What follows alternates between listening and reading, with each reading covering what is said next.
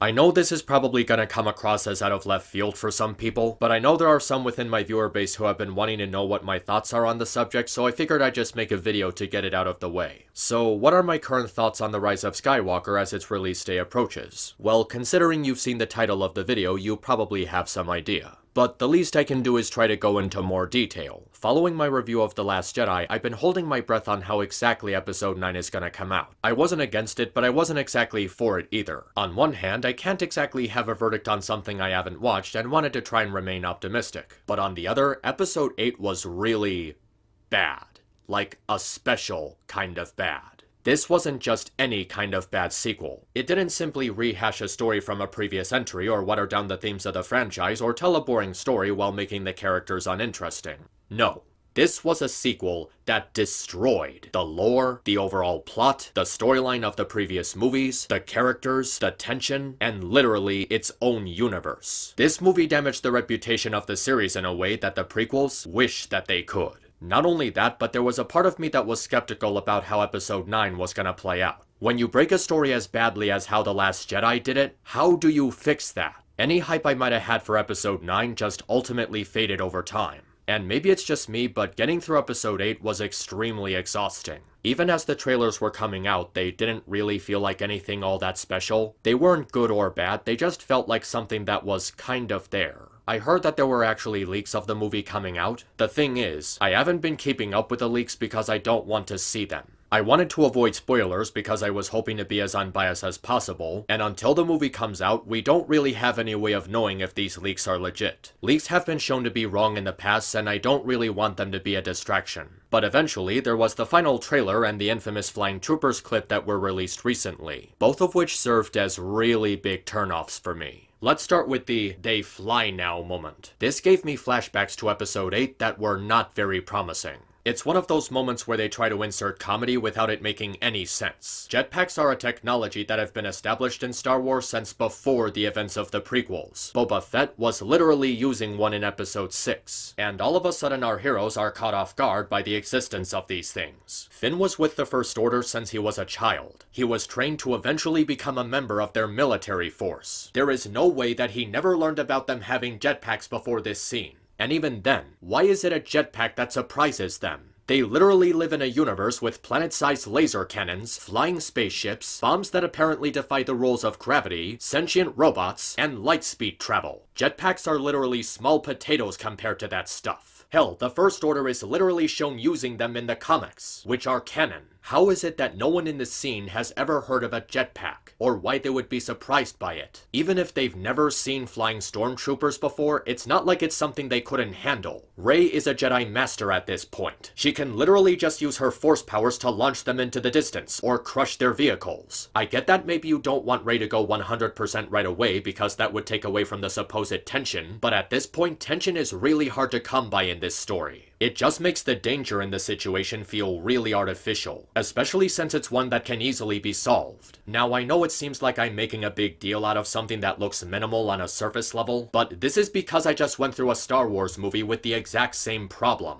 The Last Jedi also has a lot of little moments that didn't seem like a big deal. However, when you look at these moments more thoroughly, they lead into much bigger and bigger problems that are impossible to ignore. And suddenly, something that might seem minimal ends up becoming a very macro problem. Need more proof? Then how about we take a look at the final trailer? Before this trailer came out, I was willing to hold my breath on how Episode 9 would come out. But after seeing this, it really doesn't look very good. I know some people might say you shouldn't judge something before it releases, but as Pumbaa would say, first impressions are very important, and this trailer still acts as an impression for how this movie will turn out. And this is by and large not a very good impression. The first thing we see is apparently Rey going through some kind of training. But why is Rey receiving training now? By the end of The Last Jedi, she was already powerful enough to defeat Kylo twice without any sort of training whatsoever. It's like they're trying to address people's criticisms of Rey being a Mary Sue, but this is something that should have happened in the second movie. Now that Rey is so overpowered without having to prove anything, it makes no sense that she's only now receiving training. And hello, where the hell did all of these Resistance fighters come from?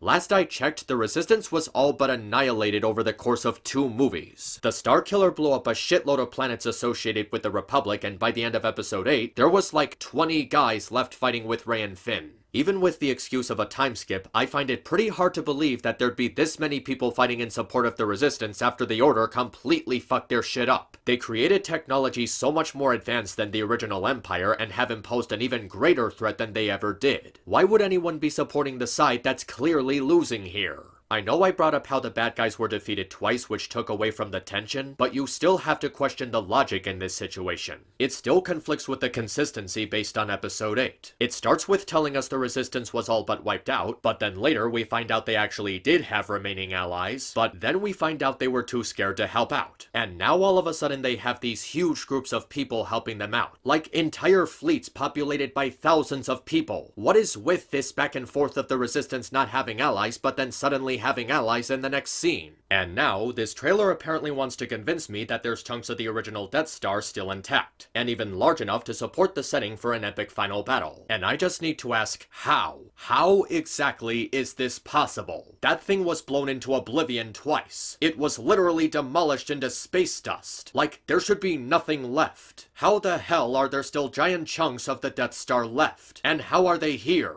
Was there really just a piece that somehow didn't get affected by the explosion that somehow drifted into the far reaches of space until it entered the atmosphere of a random planet and it just happened to land in the ocean? It just boggles my mind how this is possible. The Death Star was fucking annihilated. It was practically dematerialized. Even if there was a piece that wasn't demolished by the explosion, it wouldn't be this fucking big. Hell, the chunk that survived is apparently so big that Palpatine's throne room is still intact. And this is probably just a me thing, but I honestly find it embarrassing that they're putting so much effort into making Kylo Ren intimidating. Like he's actually supposed to pose a threat to Rey after she beat him twice in a row. Seriously, give me a reason. Why should Rey feel intimidated by this guy if he keeps losing to her? This is like Ash Ketchum feeling threatened by Team Rocket after 22 years of kicking their ass. It just doesn't work anymore. And then we have what I think is the worst thing about this trailer. The fact that they brought Palpatine back from the dead right out of the blue at the 11th hour because they have no one else to fight. We get a bunch of dialogue from him where he tries to sell us the idea that everything is coming together. Like, everything is coming together to his will. This is fucking ridiculous. I get that Palpatine was a master manipulator, but there's no way that he was planning things this far in advance. There's no way he planned on Anakin betraying him, someone creating the First Order and trying to rule the galaxy in his place, or this entire string of events leading to Episode 9. He would have no way of knowing that everything was going to happen exactly how it ended up happening. And that's not even the biggest problem. By making it that Palpatine was secretly behind everything, that he was somehow pulling the strings on absolutely every single thing that's been leading up to this moment, it makes everything that our heroes had been working for to bring peace to the galaxy completely pointless. Anakin sacrificing himself was pointless because it was all part of Palpatine's plan.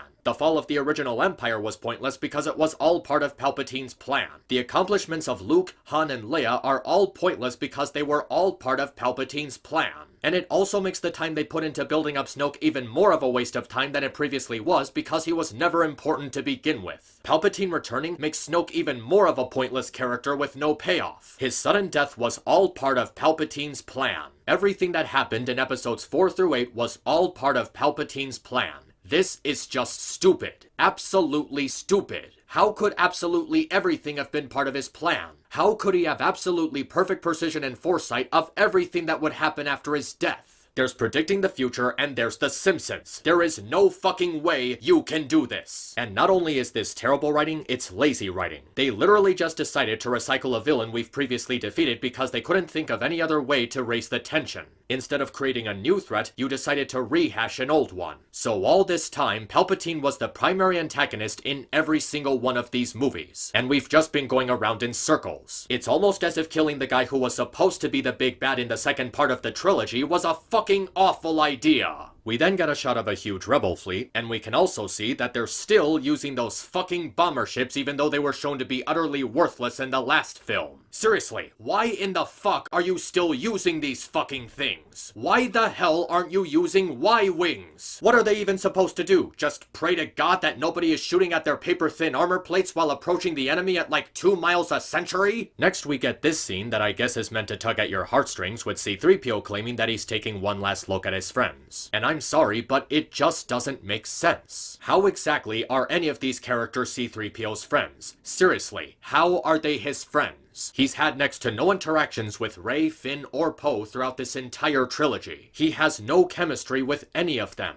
The emotion they're trying to inject into the scene just comes across as vague and hollow when there's no established connection between any of these characters. If C-3PO is talking about his friends, he should be talking about Luke, Han, and Leia, and they're all dead now. And then we hear Luke narrating about how confronting fear is the destiny of a Jedi, and oh my god, now this is rich. Oh yes, Luke, after you spent the entire previous movie isolating yourself on a distant island like a coward because you were too afraid to confront your mistakes, you are the most fitting person to lecture us about how confronting fear is the destiny of a Jedi. You don't get to say that after all the crap you pulled in the previous film. If confronting fear is the destiny of a Jedi, you wouldn't have come to this island to die. You wouldn't have neglected to train Rey. You wouldn't have thought about burning down the tree, and you wouldn't have thought for a single microsecond about killing your nephew in his sleep. What you would have done was consult with Yoda, Obi-Wan, and your father about helping Ben Solo deal with his problems. And instead of isolating yourself, you would have grown a pair of balls and go after Kylo yourself. This trailer just doesn't give me any hope that this movie will fix anything. It just has too many problems for me to have a positive reaction to it. But even outside of the trailer and that they fly now scene, there's a couple of other things that just give me not such high hopes for this movie. At least a month and a half ago, apparently the movie was still being filmed and shot, which is an instant red flag for a couple of reasons. Remaking pieces of the movie, like 70% of it, only weeks or a month before it's supposed to come out is not very promising. And from what I've seen in the trailer, it feels like a good chunk of the movie is just retconning things from The Last Jedi. Rey receiving training when she supposedly doesn't need it, the Resistance suddenly having a shitload of support, and one of the leaks that I came across by accident is how apparently Rey is actually the great-granddaughter of someone from the original trilogy. Even though Ben helped her realize that she just came from nothing. It's like they're spending the entire movie saying, yeah, that thing that happened in The Last Jedi, it didn't actually happen. Doing just that does not make the movie good. You need to tell an actual story on top of that. This is what I was concerned about when I talked about Episode 8. This new trilogy has turned into a conflict of ideas between two writers with one undoing the setup of the other, resulting in the story having no sense of direction. Why would I pay more money to see more of a story that's just going around in circles? But even after that, even aside from everything else, there's still one more primary reason why I feel like I'm really not going to see The Rise of Skywalker anytime soon.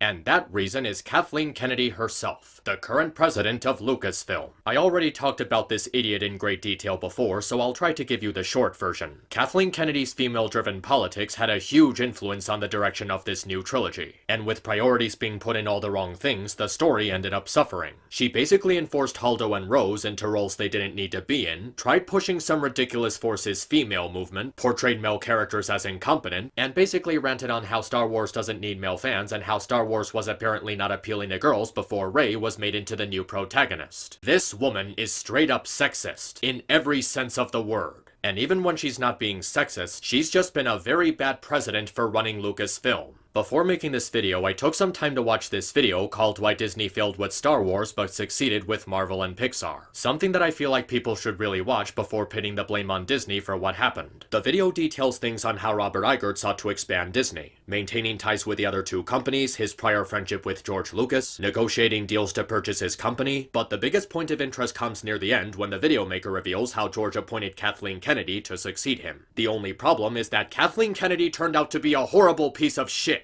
She had no experience in running a studio or any prior relationship with the Star Wars name, and when she was given a chance to stand up for Lucas's vision, she did nothing of the sort. Instead, she thought it would be a good idea to take the trilogy George had in mind and replace it with a different one that would be heavily saturated in intersectional politics. She was clearly more interested in her political ideology and how it would be presented in the new films. She's the one who hired Rian Johnson to write The Last Jedi and didn't bother to give any sort of oversight to how he was writing the story, in a way that would prevent inconsistency with the previous films. As a matter of fact, she gleefully backed everything Johnson did with Episode 8 and didn't care how much it was going to piss people off. She was more concerned with pushing her politics and making Star Wars more appealing to women than telling an actual story. And what a shock, people were unbelievably upset with how Episode 8 went against everything that made Star Wars what it was. You see, Kennedy being placed in charge was a last-minute decision by Lucas, and if everything that followed is any indication, she was the worst possible person to be appointed the position. Kathleen Kennedy had no business running Lucasfilm.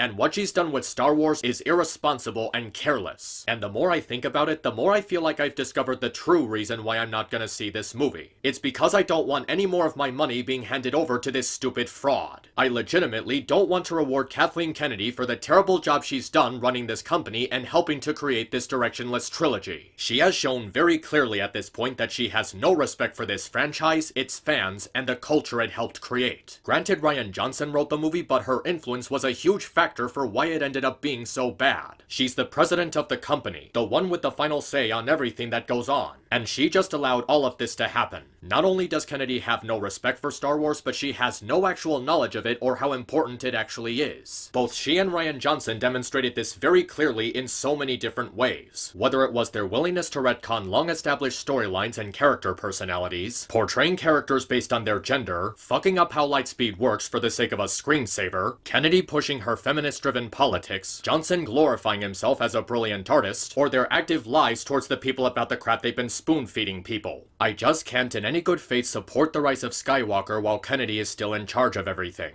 Why would I want to give any more of my money to this woman after she demonstrated so thoroughly that she has no respect for my intelligence, let alone my gender? She's a legitimately harmful influence on the company and she should be fired ASAP. She's simply not fit to run the studio and she should be removed from her position if Star Wars is to ever have a chance of being universally loved ever again. Even if by some chance the movie ends up being good, I'm still not going to see it because I don't trust her. I know you might say me not seeing it won't make a difference since it's Star Wars, so everyone and their grandparents are gonna see it anyway. Well, if that's the case, at the very least I won't be one of those people. When it comes to these types of situations, I've learned to think with my wallet first. I'm not gonna spend money to see a movie that has so many bad signs pointing at it just because of the off chance that it'll be good. A few days ago, I made a tweet asking if people have just forgotten that The Last Jedi was one of the worst things to happen to Star Wars, and I still stand by that statement. However, as more time went on, I started to realize that I stand by it for very different reasons. I know I did a really long 3.5-hour review on the majority of reasons why it was so horrible. The unfitting comedy, lack of consistency with the previous movies, badly handled political subtext, atrocious pacing, and the story just doing fuck all with the characters. But I think the real reason why The Last Jedi is one of the worst things that's ever happened to Star Wars is because it has done nothing positive for the series. Say what you will about the prequels, but in the end they actually did something positive for the franchise. They helped expand Star Wars in a meaningful way. It offered a lot of creative world building, adding depth to the original trilogy. It fleshed out the backstory and personalities of so many fan favorites like Yoda, Obi-Wan, and Darth Vader. It led to the creation of Star Wars IPs that would turn out to be more well received than the prequels themselves. The Clone Wars cartoons, video games like The Fallen Order, comics, new characters that would receive their own following in the fandom.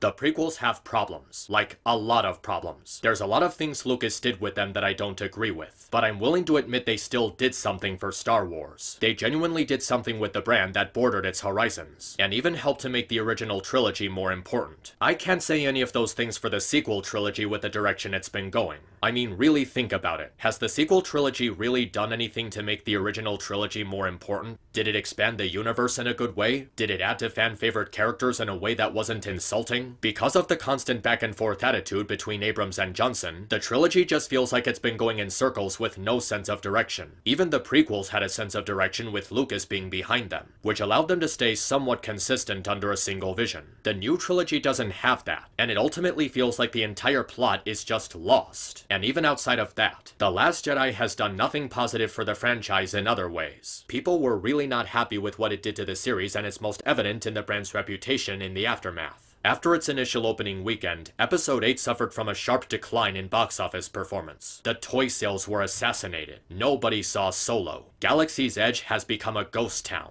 Longtime fans have lost interest in the franchise. And there's really no hype surrounding the release of Episode 9. Not like The Force Awakens or The Last Jedi anyway. Sure, there's people looking forward to it, but not on a grand scale. The comments on the final trailer have just been making fun of this new trilogy, and how people really don't have their hopes up for this final installment. When I said The Last Jedi tarnished the Star Wars name in a way the prequels wish they could, I wasn't kidding. This is without question one of the worst declines I've ever seen happen to a franchise. Not necessarily because of the writing quality, but just because of the severe state the fandom has found itself in. It fell twice as hard as the Sonic fandom in half the time. It's second only to the Brony fandom in terms of imploding in on itself. And there's actually people amongst those who saw the leaks who are saying if they turn out to be true, The Rise of Skywalker will end up being worse than The Last Jedi. Now, I haven't been keeping up with the leaks, except for that one I came across by accident. But if there are people who are saying it'll be worse than The Last Jedi, that is really not a good sign. I mean, you have to try in order to make something worse than The Last Jedi. And if it really does end up being worse than The Last Jedi, I really can't see the Star Wars brand surviving into the next decade. One other thing though, even if I actually did go to see The Rise of Skywalker, I'm not exactly sure if I can freely make a review of it. Mainly because, and to be quite frank, this trilogy has just been pretty much beaten to the ground at this point. There are so many channels on YouTube dedicating their entire existence to just treating this new trilogy like it's the Holocaust of cinema. I'm talking hundreds, thousands of people who make almost 50 videos over the course in a couple of months just demonizing the sequel trilogy. If anything, shit-talking the sequel trilogy has just turned into a cash cow.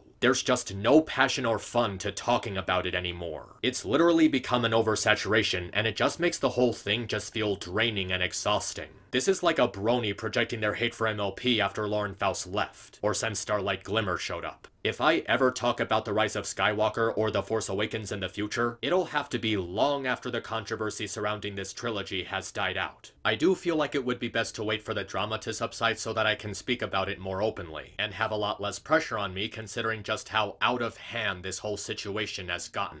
And also after Kennedy gets fired. As it stands, I really don't have any plans to see this movie or talk about it anytime soon. No matter what I hear about it, I would very much like to focus on other things for the time being. Maybe I'll make a joke tweet if I can't avoid spoilers, but that's about it. Thanks for watching, and I hope you guys have a Merry Christmas, or whatever holiday you celebrate. See you all in 2020.